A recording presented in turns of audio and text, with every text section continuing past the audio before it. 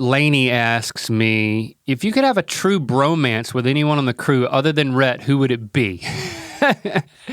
Who would it be? Who would it be? I got a little bit of a bromance with Ben. Like Ben's my DJ buddy. We hang out, we listen to music, we'll spin the wheels of steel together. We'll trade notes. Sometimes that'll happen. Yeah. Chase is my buddy. He's my scuba buddy. And now that Rhett and Shepard are getting into that, he's not disinvited.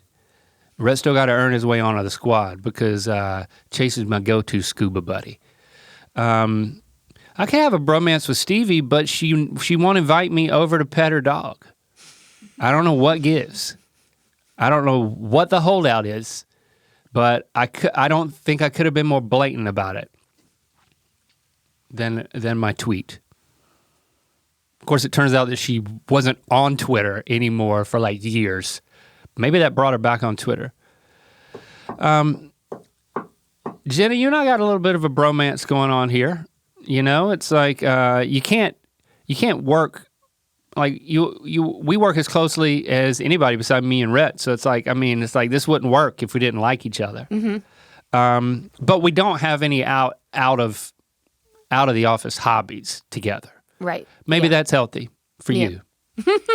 Right. Okay, I get it. I'd say it's healthy. Well, listen, we've survived terrible flights together. Oh my God. I'd say that's bonded us more than anything. Oh yeah, all that travel and like going on tour and stuff. Oh yeah, it's like that's a special type of bond. And then when when you almost get slammed into the runway. Mm-hmm. I'll tell that story. And that was just you and me. That was just us. Yeah, Rhett wasn't there for that. I tell that story occasionally because, you know, there's always the flight story comes up. Everybody has their flight horror stories. And we were trying to land in a hurricane. Yes, yeah. Mm-hmm. And like, you know, sometimes you'll hit we weren't the pilots. I was gritting in my teeth. I was trying too. I accepted my fate. I put on some Dolly Parton and I was like, if this is how it goes, this is how it go. I mean, yeah, because if you're flying and all of a sudden you hit this air pocket and then poof, you lose elevation and then it's just like you're free falling for a second. That's scary. Mm-hmm. But when you're landing and that happens, that's really scary. Mm-hmm. And then we're like, okay, is this thing are we gonna do a backflip and then land? Is the pilot trying to make an Olympic move here?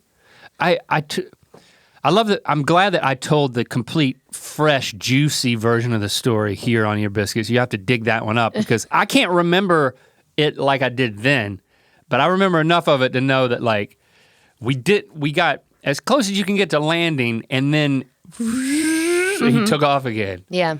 And then we landed at another airport and we got off of the plane and then you were like, I don't know if you said anything, but all I remember now, this version of the story is you disappeared. I did.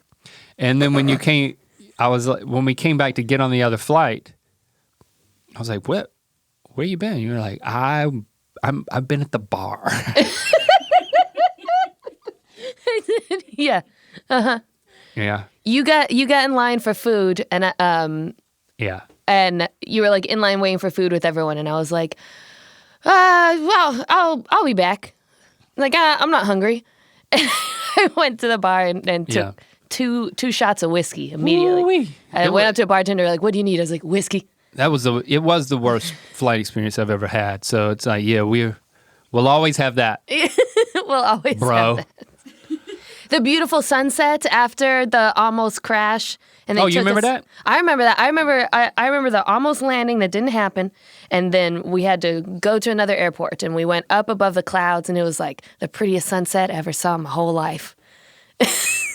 And you were drunk. That was before. That was before. Oh, yeah, it was before. Yeah. Okay, all right, fair enough.